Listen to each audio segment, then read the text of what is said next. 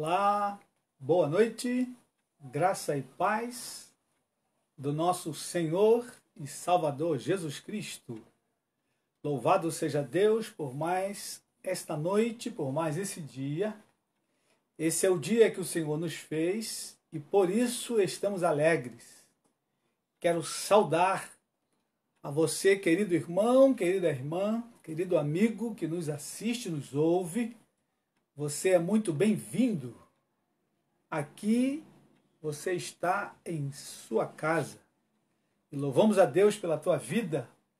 Louvamos a Deus por esse privilégio de podermos compartilhar a palavra do Senhor, que certamente falará aos nossos corações. Muito boa noite. Você que está chegando nesta hora, seja muito bem-vindo. Esse será um bom tempo. Todas as vezes que vamos à palavra de Deus, é um bom tempo. A palavra de Deus é viva e eficaz. E ela penetra como uma espada afiada de 2 gumes.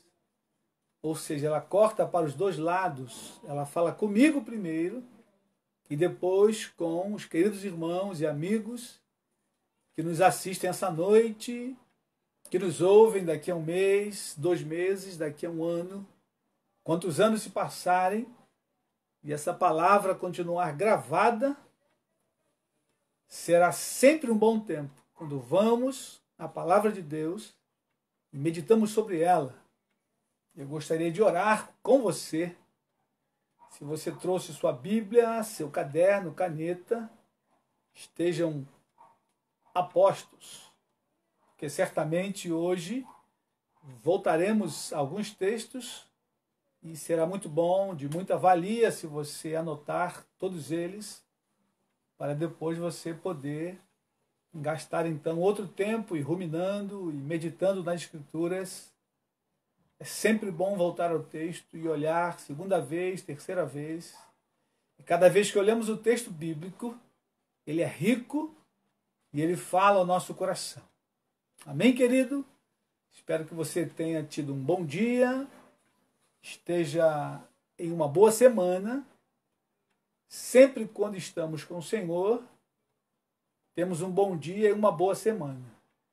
Embora tenham lutas e batalhas, mas a presença do Senhor conosco sempre traz a paz de Deus, que excede todo entendimento.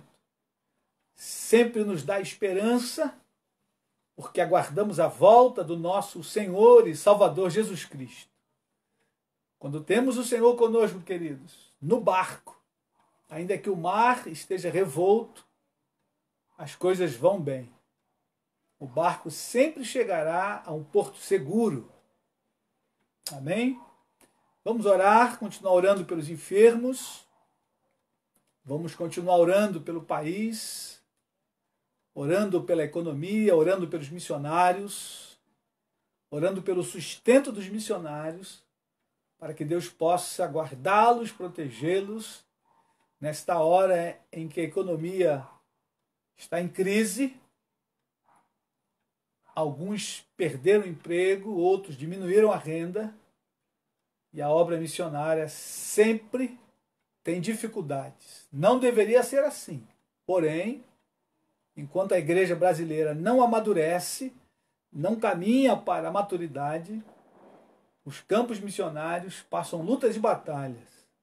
Por isso eu tenho sempre chamado os irmãos a estarem orando pelos missionários, intercedendo pelos missionários e também contribuindo para que os missionários, aqueles que estão plantando igreja, trabalhando de maneira séria e correta, tenham o seu recurso. Amém? Vamos orar, feche seus olhos. Pai querido, te louvamos por esse dia, Senhor. Muito obrigado, porque até aqui o Senhor nos tem ajudado. Muito obrigado pelo pão que comemos durante o dia, pelas refeições que já fizemos, Senhor. Lembramos daqueles que não têm pão, tenha misericórdia. Ó Deus, alcança no nosso país e pelo mundo afora milhares e milhões que passam fome. Ó Deus, toca naqueles que têm riquezas que não conseguirão gastar, Senhor, de tão grande. Toca para que eles possam então dividir o pão. Toca, Senhor, nos governos, para que sejam governos justos e possam governar de maneira que o povo tenha vida mansa e tranquila. Toma, Senhor, em tuas mãos o presidente da República. Toca na sua saúde, Senhor, e cura, ó Deus, do mal desse tempo. Cura, Senhor, todos quantos foram contaminados no contato com ele. Tenha misericórdia, Senhor, dos ministros que trabalham ali no seu entorno. Tenha misericórdia, Senhor, do Congresso, do Senado. Ó Deus, dos ministros do Supremo Tribunal Federal. A mão do Senhor esteja sobre eles, guiando a mente e o coração de cada um deles, para que nós, a nação brasileira, tenha vida mansa e tranquila, como diz na tua palavra, Senhor. Rogamos pelos governadores, os prefeitos de cada cidade desse país. Ó Senhor amado, tome em tuas mãos a nossa nação, guarda a economia brasileira, tenha misericórdia de nós. Guarda, Senhor, os enfermos desta hora. Toca e cura, Senhor, todos quantos estão internados, ó Deus, em algum leito de hospital, alguns estão entubados. Tenha misericórdia, ó Deus, desde o Iapoque até o Chuí, que a mão bendita do Senhor possa visitar a nossa nação, trazendo cura, Senhor. Guarda os médicos, enfermeiros, todos quantos estão trabalhando na linha de frente, tendo contato com pessoas contaminadas todos os dias, Senhor. Livra da contaminação, tenha piedade, misericórdia, por tua bondade e graça. Em nome de Jesus, Senhor, fica conosco essa noite. Fala, Senhor, ao nosso coração, tenha misericórdia de nós. Fala-nos pela tua palavra, aviva-nos o coração e a alma. Ó Deus, traz a tua santidade, a tua pureza. Mexe, Senhor, com o nosso coração nessa noite. Vivifica-nos pelo teu poder e graça, Senhor. Em nome de Jesus, rogamos, ó Pai, pela vida do Ricardo. Toca e cura o teu filho, Senhor. Guarda a sua vida, guarda a sua esposa Tamara. Renova e restaura as suas forças. Guarda a Priscila, Senhor, ali da Missão Avante. Guarda a tua serva, fortalece, sustenta, restaura as suas forças. No nome do Senhor Jesus, guarda, Senhor, o meu pai, seu Galdino, a sua esposa Marilda, guarda aqueles anciãos, toca e cura, guarda os anciãos da tua casa, cada um deles, Senhor, manifestando tua bondade e graça. Toca, Senhor, o Badu, toca o seu fígado, cura e restaura o teu filho, no nome de Jesus. Toca no Marcos Vinícius, Senhor, restaura a sua saúde, Pai, em nome de Jesus. Toca, Senhor, Ana Paula, toca quantos se encontram enfermos nesta hora. Manifesta a tua bondade e graça, Senhor, na vida da tua igreja. Fica conosco essa noite, Senhor, fala ao nosso coração e manifesta, Senhor, a tua bondade em nós. Abre nossos olhos para que possamos perceber as maravilhas da tua lei, Senhor. É a nossa oração em nome de Jesus. Amém. Amém, queridos? Graça e paz para você que chegou agora. Seja bem-vindo à presença do Senhor Jesus. Seja bem-vindo a esta reunião virtual, ainda que separados fisicamente. Estamos juntos no Espírito, num só Espírito. Somos um só corpo. Temos um só Senhor. É o Senhor Jesus Cristo, que é o cabeça da igreja, é o guia de toda a igreja. Amém, querido? Vamos então ao livro de Samuel. Vamos continuar na meditação que estávamos no domingo. Começamos no Salmo 15 e fomos então olhar a questão da Arca da Aliança que ficava lá dentro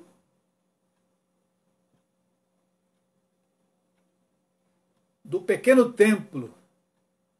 Salomão construiu o grande templo. Moisés construiu o pequeno templo, chamado tabernáculo, ou tenda da congregação. Lá no interior, no Santo dos Santos, ficava a Arca da Aliança, E nós paramos exatamente no texto que mostrou a profecia contra a casa de Eli. Eli era o sacerdote nesse período, lá em 1 Samuel, capítulo 2. O último texto que vimos foi 1 Samuel, capítulo 2, versos de 27 a 36. Hoje nós vamos seguir no mesmo capítulo 2, vamos voltar um pouco ao versículo 12. 1 Samuel, capítulo 2, verso 12 ao 17, que fala dos crimes dos filhos de Eli. E a pergunta que eu trago nesse início, por que é que Deus tirou Eli e sua descendência do sacerdócio? E Deus então permitiu que a arca fosse levada pelos filisteus, de maneira que a nora de Eli, quando soube que seu esposo tinha morrido e o seu sogro também, e a arca tinha sido roubada, ela estava grávida, entrou em trabalho de parto e deu à luz um filho, e antes de morrer, ela deu o nome do filho Icabode. Foi-se a glória de Israel. Por que Deus então permitiu toda esse terrível acontecimento? Os dois filhos de Eli morreram no mesmo dia. Logo após, o pai morreu também, porque quando soube da notícia, caiu para trás, já era velho, bateu com a cabeça no chão e morreu também a nora dele, que era esposa de um dos filhos de Eli. E aí então nasceu uma criança, a qual se chamou Icabode. Foi-se a glória de Israel. Por que que tudo isso aconteceu? Por que que Deus permitiu que essas coisas acontecessem? Hoje nós vamos nos debruçar um pouco sobre o porquê dessas coisas. O nosso Deus é um Deus de amor, é um Deus de graça, um Deus de misericórdia, mas Ele também é um Deus de justiça. E Ele não tolera o pecado. E hoje nós vamos olhar e perceber que a causa por que Deus permitiu tudo isso e tirou definitivamente a descendência de Eli do sacerdócio foi por causa dos pecados do próprio Eli e dos seus filhos. E eu queria ir com vocês, queridos irmãos, lá no livro de 1 Samuel, capítulo 2, versículo 12. Fala aí sobre os crimes dos filhos de Eli. 1 Samuel, capítulo 2, versículo 12. 1 Samuel fica lá no Antigo Testamento, antes de Reis, antes de Crônicas. Então você vai achar aí o livro de 1 Samuel. Diz assim o texto: Eram, porém, os filhos de Eli, filhos de Belial, e não se importavam com o Senhor, pois o costume daqueles sacerdotes com o povo era que, oferecendo a alguém sacrifício, vinha o moço do sacerdote, estando-se cozendo a carne com um garfo de 3 dentes na mão, e metia-o na caldeira, ou na panela, ou no tacho, ou na marmita. E tudo quanto o garfo tirava, o sacerdote tomava para si. Assim se fazia a todo Israel que ia ali a Siló. Também antes de se queimar a gordura, vinha o moço do sacerdote e dizia ao homem que sacrificava: Dá essa carne para assar ao sacerdote, porque não aceitará de ti carne cozida, senão crua. Se o ofertante lhe respondia: Queime-se primeiro a gordura, e depois tomarás quanto quiseres. Então ele lhe dizia: Não, porém, hás de me dar agora, senão tomá-la-ei à força. Era, pois, muito grande o pecado destes moços perante o Senhor, porquanto eles desprezavam a oferta do Senhor. Muito bem, queridos. Esse primeiro texto, por si só, já explica muita coisa. porém eu quero ver alguns detalhes no texto. O texto aí termina dizendo que era muito grande o pecado desses moços. E o versículo 12 diz o seguinte: eram, porém, os filhos de Eli, filhos de Belial, e não se importavam com o Senhor. Mas, queridos, eu quero refrescar a nossa memória que esses moços, esses dois homens, eles eram os sacerdotes da época. Eli era o sumo sacerdote e os seus filhos, consequentemente, eram os sacerdotes. E Eli já estava velho e os seus filhos, então, que oficiavam o exercício sacerdotal naquele momento, lá em Siló, aonde ficava a tenda da congregação e a arca da aliança. E quem ia oferecer sacrifício ao Senhor deveria ir até ali, porque assim a lei determinava. Eles não poderiam sacrificar em qualquer lugar. O sacrifício deveria ser feito pelo sacerdote e teria que ser ali na tenda da congregação. Porém, esses moços eram filhos de Belial, eram pessoas desprezíveis. E eles estavam contaminando não somente o sacerdócio, porém todo o Israel.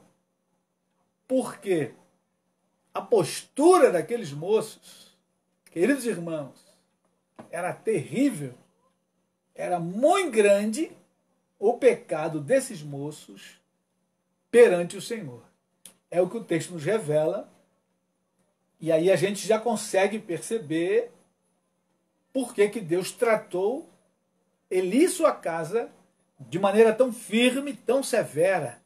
Se você ler só lá no capítulo 4, foi o texto que nós lemos na semana passada, quando viemos a Samuel. O primeiro texto que nós lemos foi 1 Samuel 4, versículo 3, 4, e depois versículos de 5 a 11, quando a arca é tomada, Ofni e Finéias são mortos. E aí depois lemos mais à frente, quando Eli recebe a notícia e também morre. Se você ler só aquele texto, você vai achar que Deus foi severo demais com aqueles homens que eram os sacerdotes, eram os líderes da religião judaica naquele período em que Samuel estava ainda criança, começava a crescer ali na casa do Senhor. Porém, queridos, quando nós tratamos a obra de Deus, o reino de Deus, de maneira desprezível, Deus vai tratar conosco. Mais cedo ou mais tarde, Deus vai nos chamar para uma conversa. E não demorou muito, né? Alguns anos passaram, Samuel cresceu, Deus teve paciência, foi misericordioso por um grande período, até então que Deus trouxe juízo sobre aqueles homens. Porque como sacerdotes, eles eram os homens que deveriam zelar pelas ofertas e por todas as coisas sagradas do Senhor. Eles, porém, estavam desprezando. As pessoas levavam a oferta e já estava determinado por lei, lá na lei de Moisés, que uma parte da oferta era do sacerdote. Só que eles estavam extrapolando, porque eles queriam a carne do sacrifício antes de queimar a gordura e queriam de maneira obrigatória, e assim eles então desprezaram o ofício sacerdotal. E pior do que isso, queridos, a maneira como eles estavam agindo foi levando Israel a se desviar do Senhor. Porque como eles eram os líderes, e eles estavam profanando o exercício sacerdotal, profanando as ofertas, profanando o tabernáculo, toda a nação foi se extraviando. Nós vamos ver que Deus vai falar seriamente com eles esses detalhes. Quando olhamos um pouco mais à frente, vamos aí a versículo 22. 2 Samuel, capítulo 2, verso 22. Entre o 17 e o 22, vai falar um pouco da mocidade de Samuel. Samuel está crescendo ali naquele ambiente, porque sua mãe tinha dedicado Samuel inteiramente para o Senhor. Os irmãos conhecem a história. Mãe de Samuel chamava-se Ana, era estéril, e ela orava a Deus pedindo um filho, e ela fez um voto, que se Deus desse a ela um filho, ela o daria ao Senhor por todos os dias da sua vida. E Deus ouviu aquela oração, abriu a madre de Ana, deu a ela o filho, a qual chamou-se Samuel, e ela então devolveu ao Senhor. E Samuel estava crescendo ali naquele ambiente, que não era dos melhores, porém Deus preservou a vida de Samuel, porque Deus tinha um propósito de levantar Samuel como profeta para trazer Israel de volta à adoração verdadeira ao Senhor. Porém, nesse interim, Deus ia tratar com a casa de Eli e seus filhos, que estavam profanando o sacerdócio e, dessa maneira, contribuindo para que o povo fosse se desviando do Senhor. Muito bem, no versículo 22, ele tenta corrigir os filhos, mas a essa altura já era tarde demais, ele já estava velho, já não tinha mais autoridade, porque de uma certa forma ele também participava dos pecados dos filhos, pela conivência, e o texto vai deixar isso com muita clareza. Diz aí o texto. 1 Samuel 2, verso 22.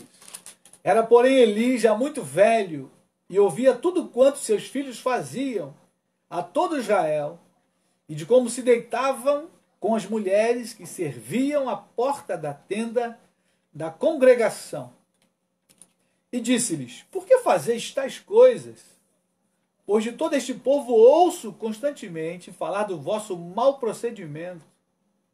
Não, filhos meus, porque não é boa fama esta que ouço. Estás fazendo transgredir o povo do Senhor.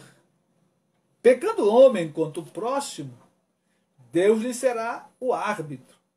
Pecando, porém, contra o Senhor, quem intercederá por ele?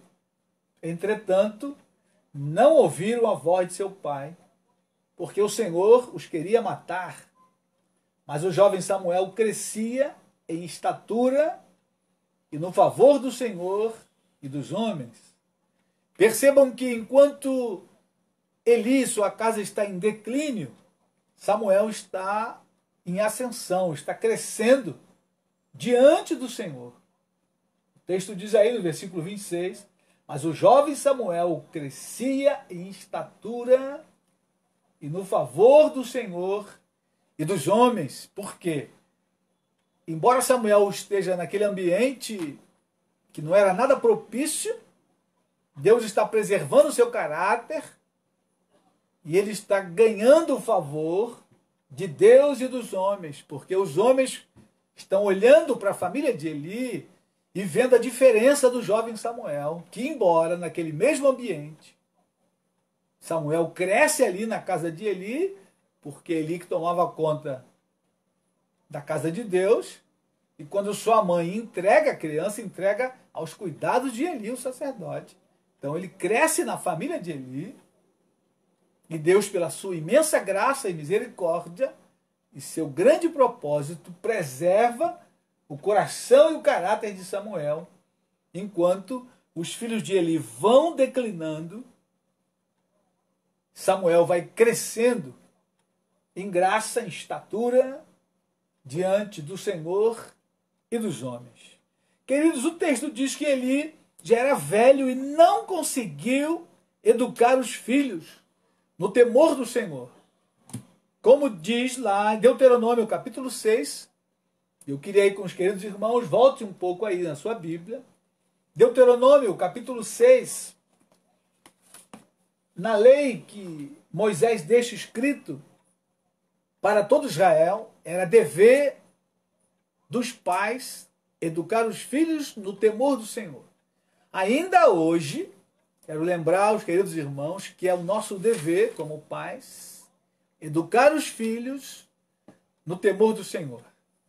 Veja o que diz aí, Deuteronômio, capítulo 6, versículo 4.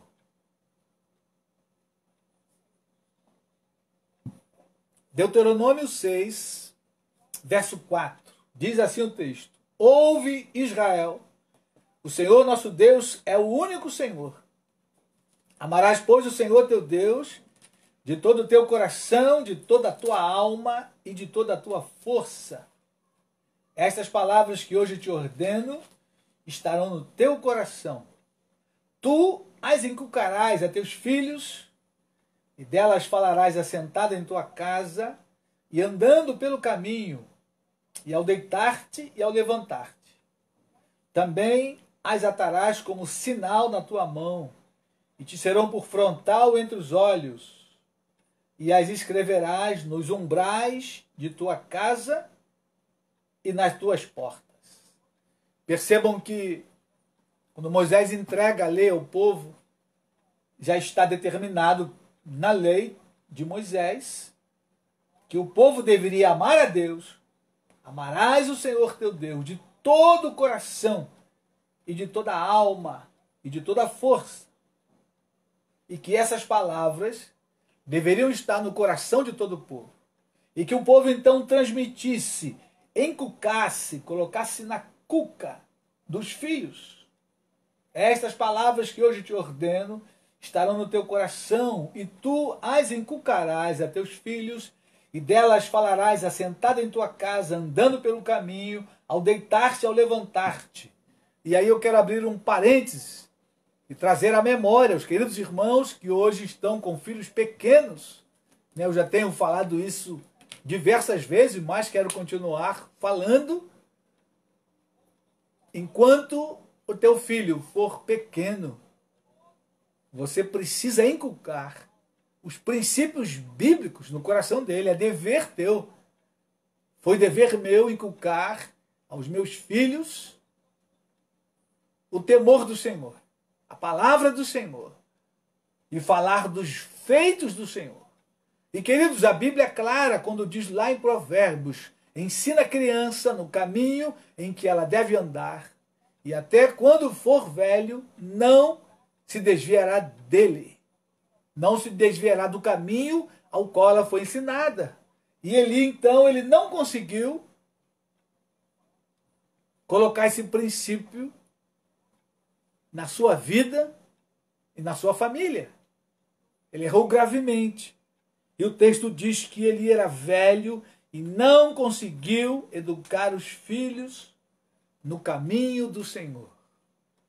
E aí, queridos, não há nenhuma desculpa, porque a razão pela qual nós não conseguimos educar os filhos no caminho do Senhor é porque nós também estamos falhando. E foi isso o que aconteceu com Eli. Eu queria levar você de volta lá no capítulo 2,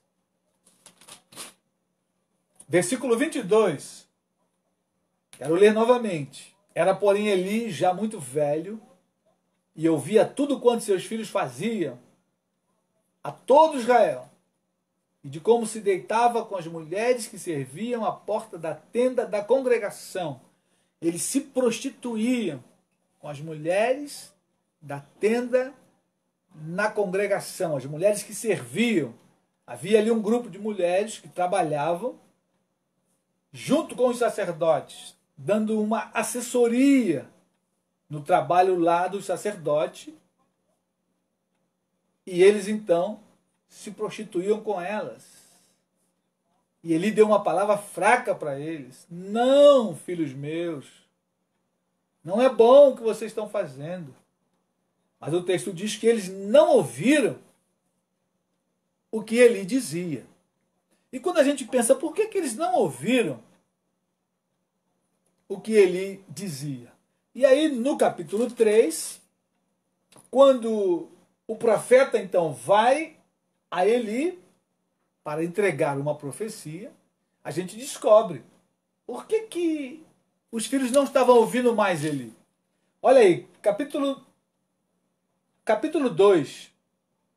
Perdão, é capítulo 2 ainda. Olha o versículo 29. Olha o que diz aí no versículo 29. 1 Samuel 2, verso 29. Diz assim: por que pisais aos pés os meus sacrifícios e as minhas ofertas de manjares, que ordenei se me fizessem na minha morada? E tu, por que honras a teus filhos mais do que a mim? Para tu e eles vos engordardes das melhores de todas as ofertas do meu povo de Israel. Então Eli tinha culpa no cartório. O pecado não era somente dos filhos de Eli, era também de Eli. E o profeta aqui traz uma palavra muito clara. E por que tu honras a teus filhos mais do que a mim?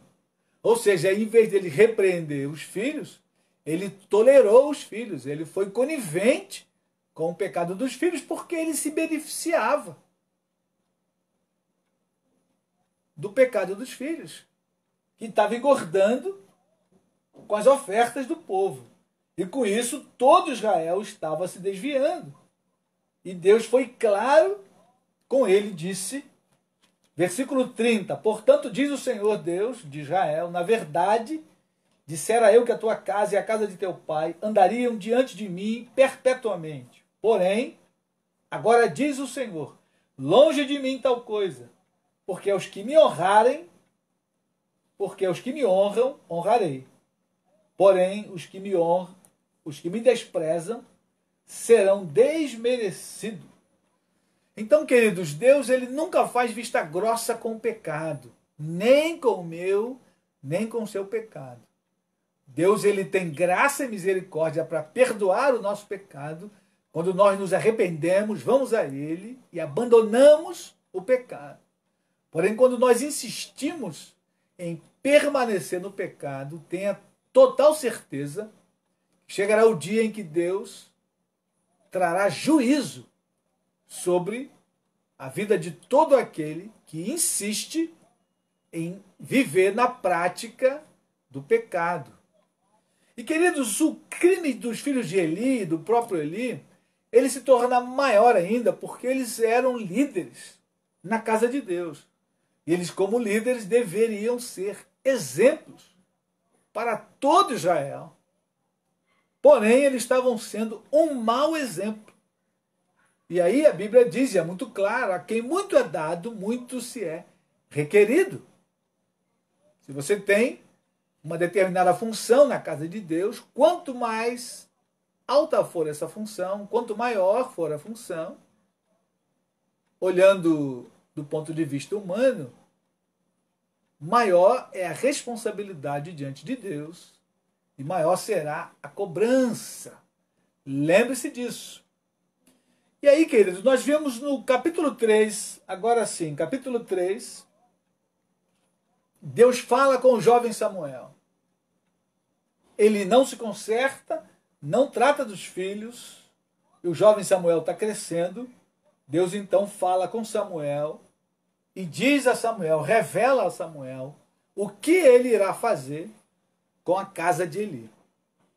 1 Samuel capítulo 3, verso 10. Diz assim o texto: então veio o Senhor e ali esteve, e chamou como das outras vezes, Samuel, Samuel. E esse respondeu, fala, porque o teu servo ouve.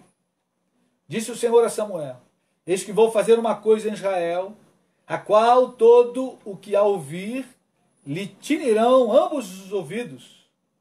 Naquele dia suscitarei contra ele tudo quanto tenho falado, com respeito à sua casa. Começarei e o cumprirei. Porque já lhe disse que julgarei a sua casa para sempre, pela iniquidade que ele bem conhecia, porque seus filhos se fizeram execráveis, e ele os não repreendeu. Portanto, jurei à casa de Eli que nunca lhe será expiada a iniquidade, nem com sacrifício, nem com oferta de manjares. Queridos irmãos, aqueles homens foram longe demais. Versículo 13 diz aí, eles se fizeram execráveis, ou seja, amaldiçoados. Tradução King James diz que eles chegaram a blasfemar do Senhor. E aí Jesus vai dizer lá na frente, no Novo Testamento, que há pecado para há perdão para todo tipo de pecado, exceto contra a blasfêmia contra o Espírito Santo. Esse pecado não tem perdão. E essa palavra execráveis, ela traz essa conotação amaldiçoados, que dá a entender que eles blasfemaram do Senhor pela forma como eles trataram o sacerdócio. E o versículo 14, o Senhor fala de maneira muito clara e forte: jurei à casa de Eli que nunca lhe será expiada a iniquidade, nem com sacrifício, nem com oferta de manjares. Samuel era ainda um jovem, mas Deus vai a Samuel e revela todas essas coisas para ele. Queridos irmãos, manter a santidade na casa de Deus, no ministério, sempre tem um preço a pagar. E ele não esteve disposto a pagar o preço. Preço da educação dos filhos, preço de muitas das vezes você se vê contrariado com familiares, parentes, sendo chamado de ignorante muitas vezes, radical. Porém, nós que somos discípulos do Senhor Jesus, cristãos verdadeiros, saiba, querido, que a cada dia o funil vai se afinando.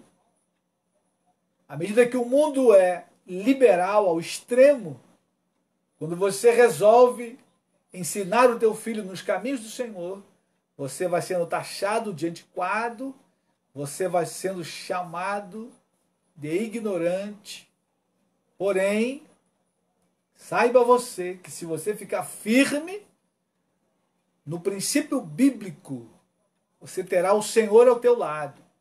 Se você desprezar o Senhor e afrouxar na educação dos filhos, saiba que o preço será muito maior. O preço de ser rejeitado pelo Senhor é muito maior do que o preço de você, muitas das vezes, ficar isolado do mundo, isolado das pessoas, porém, ao lado do Senhor. E quem tem o Senhor ao seu lado, querido, tem tudo. Por isso, não devemos nos preocupar. Nós temos pago esse preço na igreja local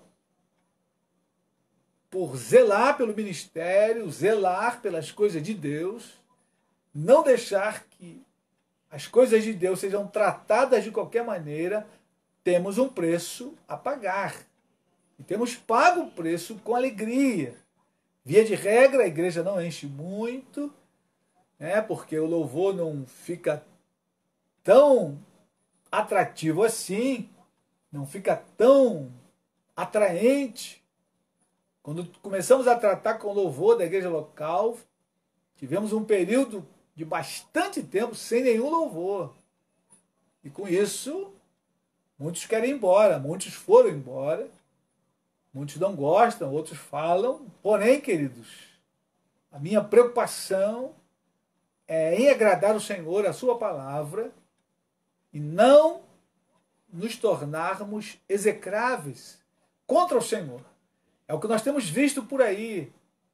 Lideranças se tornando execráveis, porque estão tratando o ministério de Deus de qualquer maneira, pelo preço da fama, da congregação cheia, muitas das vezes do recurso maior. Porém, Deus trará tudo isso a juízo. Eu queria ir com os irmãos lá no Novo Testamento agora, olhar o que Paulo diz a Timóteo. Lá na primeira carta de Paulo a Timóteo, capítulo 3, verso 1, quando Paulo fala ali das qualificações dos bispos e diáconos. Queridos irmãos, o princípio bíblico é o mesmo, só mudou a época. Lá do período de Eli, era o período ali sacerdotal, e quando olhamos esse texto de 1 Timóteo, capítulo 3, percebemos que o princípio de Deus é o mesmo, ele não mudou. O princípio bíblico nunca vai mudar. O que muda é a época, os homens mudam, a cultura muda, porém, a palavra de Deus jamais passará. Jesus disse, o céu e a terra passarão, porém as minhas palavras não passarão. E você e eu vamos ver que esse texto aqui, Paulo fala para Timóteo exatamente o que Deus falou lá em Deuteronômio e o que Eli deveria fazer e não fez. Que era primeiro cuidar da casa dele, para cuidar então da casa de Deus, para que tivesse um bom testemunho de todo Israel. Hoje a igreja precisa dar testemunho para os de fora.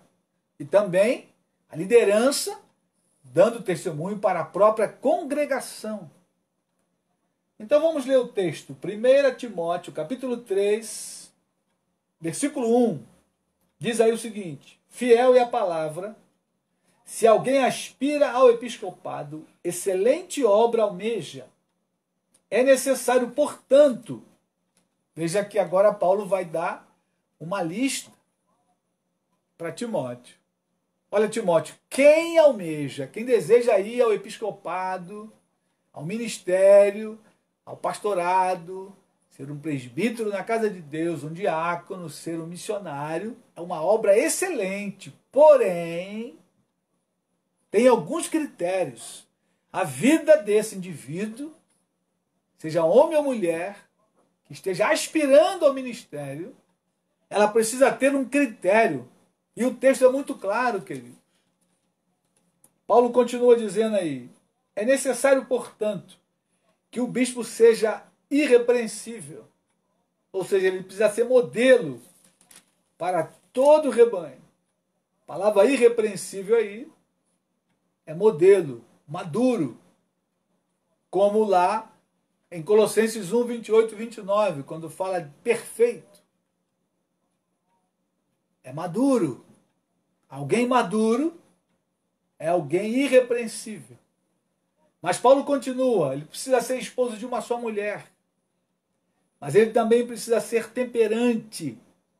Ele precisa ser sóbrio, modesto, hospitaleiro, apto para ensinar, não dado ao vinho, não violento, porém cordato, inimigo de contendas, não avarento, e que governe bem a própria casa. Olha aí o ponto-chave, onde Eli tropeçou, onde Eli caiu. Que governe bem a própria casa, criando os filhos sob disciplina, com todo respeito. Pois se alguém não sabe governar a própria casa, como cuidará da igreja de Deus? Não seja neófito, para não suceder que se ensoberbeça e incorra na condenação do diabo. Pelo contrário, é necessário que eles tenham bom testemunho dos de fora, a fim de não cair no opróbrio e no laço do diabo. Semelhantemente, quanto a diáconos, e aí Paulo então vai repetir algumas coisas, porém os diáconos precisam ter o mesmo padrão dos bispos. Que a palavra bispo aí, palavra episcopos, ela é referente a presbíteros e a pastores. No Novo Testamento você vai olhar essas três palavras. Pedro se apresenta como apóstolo, mas também como presbítero e com a função de bispo, que era supervisionar a igreja e os seus líderes. Então, queridos, quando olhamos para a igreja hoje contemporânea, nós percebemos como esse padrão caiu e como os líderes foram consagrando de baseada, né, como diz os ímpios, pela necessidade de ter líderes, pelo crescimento afoito. E esse é um dos grandes problemas quando você então vê uma igreja com um modelo de crescimento. As igrejas que trabalham com células, na sua maioria, incorrem nesse problema. Não todas, porém a maioria.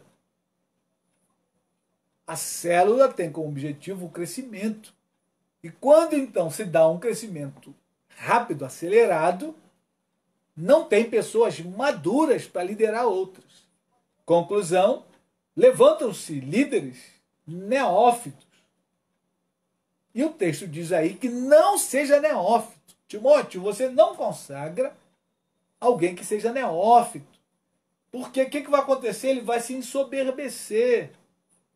Ele vai incorrer na condenação do diabo, porque o neófito, ele não foi provado ainda. Quando fala mais embaixo aí sobre os diáconos, olha o versículo 10. Também sejam estes primeiramente experimentados, e se mostrarem irrepreensíveis, exerçam o diaconato. Então ele precisa ser experimentado, se passar na prova, como Timóteo havia passado, né? Mesmo sendo jovem, Paulo investiu nele pesado. Quando Paulo dá a Timóteo cargo de liderança, Timóteo já é doquimazo, testado e aprovado. Como diz lá em Filipenses, Paulo diz lá, não tenho ninguém de igual sentimento que cuide dos vossos interesses, como Timóteo. Timóteo ali já está testado e aprovado, e esse era o padrão dos apóstolos. E esse era o padrão lá para a casa de Eli. E esse é o padrão para hoje. Porque Deus não mudou, os princípios não mudaram. Quem mudou foram os homens. Nós deixamos o padrão cair, porém não devemos esquecer que Deus nos pedirá conta de tudo isso, queridos. Deus vai pedir conta.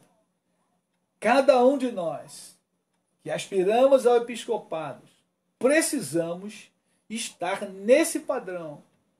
Vida modelo, irrepreensível, esposo de uma só mulher, temperante, sóbrio, modesto, hospitaleiro, apto para ensinar, não dado ao vinho, não violento, porém cordato, inimigo de contendas, não avarento, e que governe bem a própria casa. Queridos irmãos, quando nós hoje trazemos esse padrão para a igreja local, a gente paga um preço. As próprias ovelhas não gostam. As próprias ovelhas, muitas vezes, alguns aspirando ao episcopado, alguns influenciados pelo modernismo, acham que o pastor está sendo radical demais. Porém, queridos, nós vamos ficar firme no que diz respeito à igreja local. Vamos caminhar com calma, lento, ainda que o crescimento seja muito pequeno, nós não vamos abrir a mão deste padrão bíblico. Porque o fim daqueles que abrem mão do padrão é que Deus chamará a juízo. Deus chamou a casa de Eli para juízo e Deus vai chamar a igreja para juízo. E aí eu queria ir com os irmãos mais 2 textos para nós finalizarmos a meditação de hoje. E ter em mente uma coisa, a glória se vai quando nós abrimos mão dos princípios bíblicos e cedemos ao pecado. A glória de Israel se foi lá naquele período porque eles deram vazão ao pecado. Quando a arca foi roubada, a glória já tinha ido embora há muito tempo, porque a casa de Eli já vinha prevaricando contra o Senhor já há um bom tempo. Não foi naquele dia da batalha que a glória se foi, como disse a nora de Eli, não, a glória já tinha ido embora, porque eles já vinham na prática do pecado, Israel já estava desviado do Senhor, e o preço foi grande que Israel pagou como nação. Por isso Deus trata a casa de Eli de maneira muito firme, Se a gente fosse olhar todos os textos, né? Deus começa o juízo ali, matando os 2 filhos, a Eli e a nora. Mas aquilo continua até o último sacerdote, quando Salomão assume o reino, lá em 1 Reis, capítulo 2, Deus manda lá o último descendente de Eli, que era tataraneto de Eli. Salomão tira ele do sacerdote e levanta um sacerdote fiel, que é Zadok, para o lugar na casa de Eli. E aí Zadok já é de outra linhagem, não da linhagem de Eli. E ali a profecia então se cumpre toda ela. O que o homem de Deus disse lá: tirarei da sua casa o sacerdote e darei a um sacerdote fiel. E ali ele está falando de Zadok. Que lá na frente, no tempo de Salomão, Deus vai levantar, e esses homens foram fiéis. Se Deus permitir, a gente vai trabalhar essa linhagem de Zadok.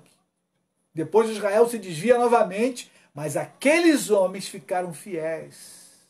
E o que Deus espera de nós hoje, queridos, é que nós permaneçamos fiéis. Como Paulo diz lá aos Coríntios, o que se requer dos dispenseiros é que eles sejam achados fiéis. O que Deus espera de mim e de você hoje, nesse tempo do fim, é que sejamos achados fiéis. E eu quero ir com os irmãos para encerrar, lá em Apocalipse, na carta às igrejas da Ásia. As 7 igrejas. Vamos ler apenas alguns versículos. Apocalipse capítulo 2, verso 4 e 5. Deus repreende a igreja de Éfeso, que abandonou o seu primeiro amor.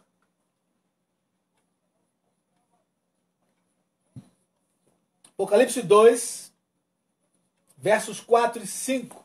Diz aí o texto: tenho, porém, contra ti que abandonaste o teu primeiro amor. Lembra-te, pois, de onde caíste, arrepende-te e volta à prática das primeiras obras.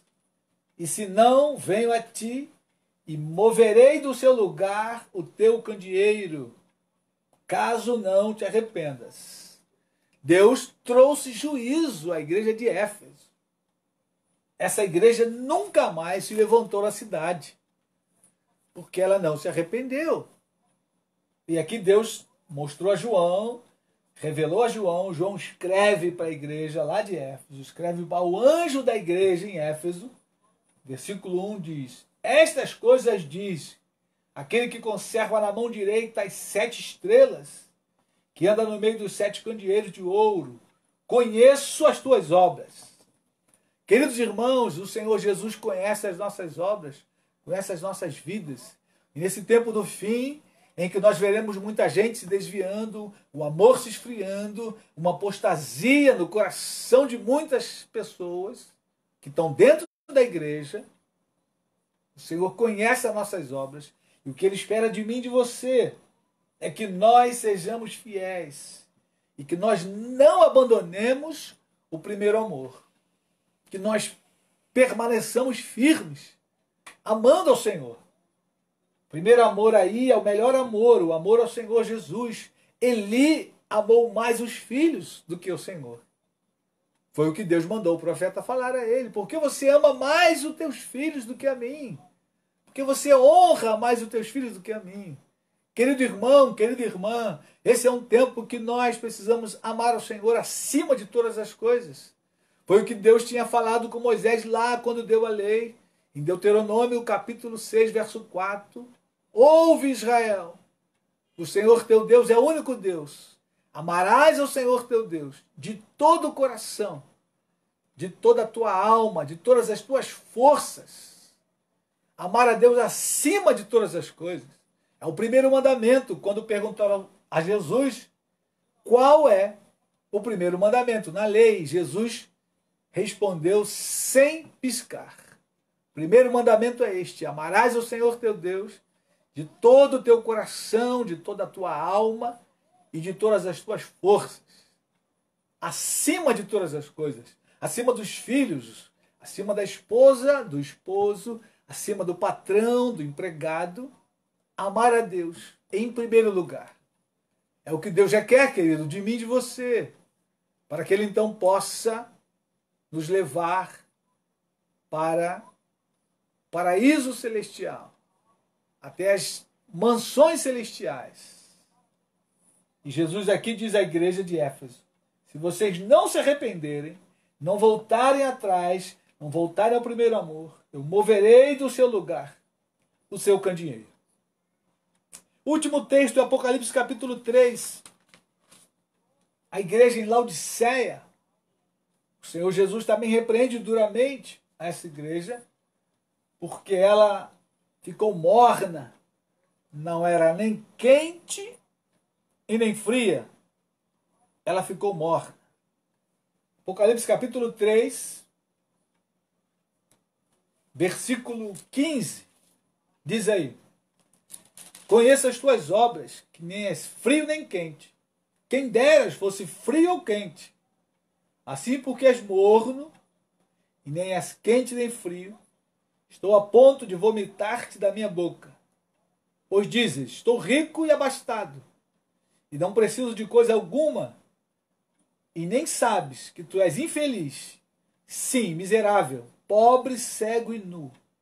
Aconselho-te que de mim compres ouro refinado pelo fogo, para te enriqueceres, vestiduras brancas para te vestires, a fim de que não seja manifesta a vergonha da tua nudez, e colírio para ungires os olhos, a fim de que vejas. Eu repreendo e disciplino a quantos amo. Sê, pois, zeloso e arrepende-te. Eis que estou à porta e bato. Se alguém ouvir a minha voz e abrir a porta, entrarei em sua casa, cearei com ele e ele comigo. Queridos irmãos, o Senhor sempre deu oportunidade ao seu povo, lá no Antigo Testamento, a sua igreja, que é o seu povo, no Novo Testamento. Deus sempre avisa, sempre manda os profetas. A palavra de Deus sempre nos avisa e nos alerta. Porém, nós precisamos dar ouvidos àquilo que o Senhor diz. O grande perigo, querido, tanto lá no Antigo Testamento com os sacerdotes, como hoje a igreja, lá eles diziam: nós somos os sacerdotes. Dentre o povo de Israel, a família de Arão foi aquela que Deus escolheu para oficiar o sacerdócio eternamente, até a vinda de Cristo. Mas eles se esqueceram de uma coisa: de honrar o Senhor. Mesmo sendo da linhagem de Arão, eles foram arrancados do sacerdócio, porque Arão teve 3 filhos, e a linhagem de Eli foi arrancada. Ficou apenas 2 linhagens. Deus não cancelou o sacerdócio da família de Arão como um todo, mas a linhagem de Eli foi arrancada. Queridos irmãos, hoje é a mesma coisa. Você pode dizer: mas eu sou igreja de Cristo, eu já fui eleito. Querido, tenha cuidado. Se você de fato nasceu de novo, se você nasceu da água e do Espírito, se você foi transformado em uma nova criatura, não é pelo fato de você congregar em uma igreja, fazer parte do hall de membros, ser batizado, ter uma carteirinha de membro, que você está com a passagem comprada para o céu. Não é isso. O que a Bíblia diz é que eu e você precisamos amar a Deus acima de todas as coisas, e por amar a Deus, honrar a Deus, mais do que qualquer coisa nesse tempo. Porque o que vai fazer a glória de Deus ir embora é o pecado. A unção de Deus, ela sai da nossa vida por causa do pecado. E o pecado é que nos impede de chegar aos céus. O pecado é aquele que não permite que muitos sejam salvos, porque amam mais o pecado do que o Senhor. Se você ama mais a Deus, você então está disposto a abandonar o pecado e servi-lo fielmente, e a pagar qualquer preço, ainda que esse seja o abandono de familiares, de amigos, de parentes. Porém, amar ao Senhor é a melhor coisa que podemos fazer. Servir ao Senhor, honrar ao Senhor, acima de toda e qualquer coisa, é o que eu e você devemos e precisamos. E o que vai manter a glória de Deus sobre nós, a unção e a graça de Deus em nossa vida, na vida da igreja hoje, é amar ao Senhor sobre todas as coisas. Amém, querido? Pense nisso, medite nos textos. E se Deus permitir, Jesus não voltar, domingo estaremos juntos novamente às 18 horas. Deus te guarde, Deus te fortaleça, Deus te livre da maior doença de todos os tempos, que é o pecado. Deus guarde o nosso coração, nossa mente, Deus guarde nossos olhos e nos livre da contaminação do pecado. Deus guarde você da contaminação desse tempo, guarde a sua família, em nome de Jesus. Amém, queridos? Vamos orar. Querido Deus, louvamos o teu nome pela tua palavra. Ó Deus, nos prostramos aos teus pés e suplicamos a ti, dá-nos, ó Deus, um coração temente ao Senhor.